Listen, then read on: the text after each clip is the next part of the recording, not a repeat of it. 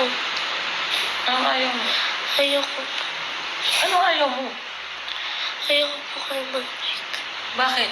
Nabuhay naman tayo nang wala siya ng matagal eh. Okay lang, sabi mo yung totoo. Kasi mami, ayoko na po makahanap ka po ulit ng partner.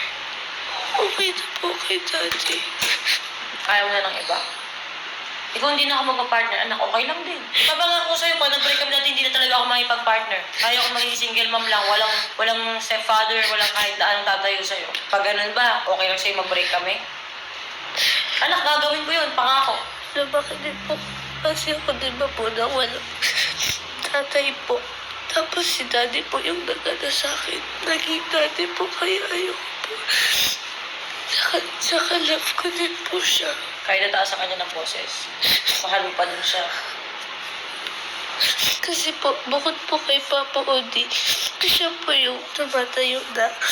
Siya po nagsisilbi sa akin, nagiging daddy po siya sa akin. Kasi mami, hindi ko naman po siya tatawagin daddy kung hindi po siya ganun. Kasi mami, kung hindi po siya ganun, hanggang ngayon tawag ko sa kanya Tito Vince.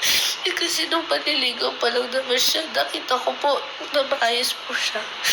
Pag dumating pa na yung panahon na merong manliligaw sa'yo, kunyari lang, kahit di ba lagi mo sinasabi ayaw mag-asawa. Kaya nga, kunyari lang nagkaroon ng isang tao na lang ang matitira sa mundong to at makakasama mo. Kunyari, wala talagang matitira.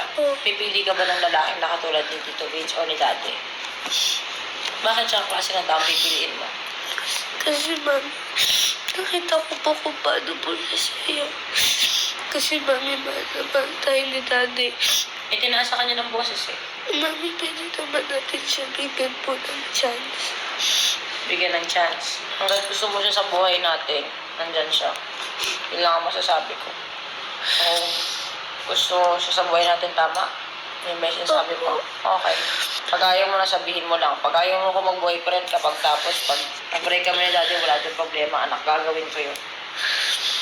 Ayoko pong maghiwalay si mami at daddy kasi si daddy, siya na po yung nagpaka-daddy po sa akin kasi alam niyo nga po yung biological father ko po, iniwan na naman po ako ulit. Kinuha niya po yung responsibilities ng biological father ko po. At ayoko din po magka-partner na ulit si mami at love na love po kami ni daddy at love din namin siya. Kumalma na muna ako sa sala namin kasi parang ang init pa. Sabi ko naman, di ba, na pag okay kay Tyrone niya, okay sa akin. Pero syempre, kailangan ko lang ng oras. Ay pag-usap ako sa ibang tao para ma-distract ako. Para hindi ko masyadong damdamin yung mga nangyari. Ganoon naman kami ni Jowa eh. Parang hindi na kailangan sobrang pag-usapan pa. Once na sinabi ko na to, napapatawarin kita pag okay kay Tyrone niya, pinanindigan ko yun. Kailangan ko ng oras, pero kung ano sinabi ko, yun. So, isang gano'n niya lang, isang okay na ba tayo? Okay na yun. Goods na yun, basta huwag na lang maulit. Tinanong ko si Jowa kung ano ba talaga yung desisyon niya. Siyempre, dun ako eh. Di ba? Kung ano man sabihin niya.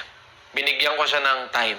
Pero ang sabi sa akin ni Jowa, kung anong desisyon ni Tyrone niya, yun kasi talaga yung magmamatter. Mas dun siya. Si Ika. Bakit? Birthday ng mama niya ngayon. Ano kasi yun, birthday ng mami niya ngayon. Wala na yung mami niya sa mundong ibabaw. Okay? So,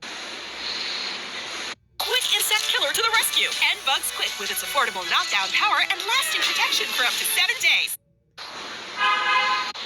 kakanta natin si Mama in Heaven. Sa akin birth certificate mo. Happy birthday! Sa akin naman, ako, mami. Thank you, mami.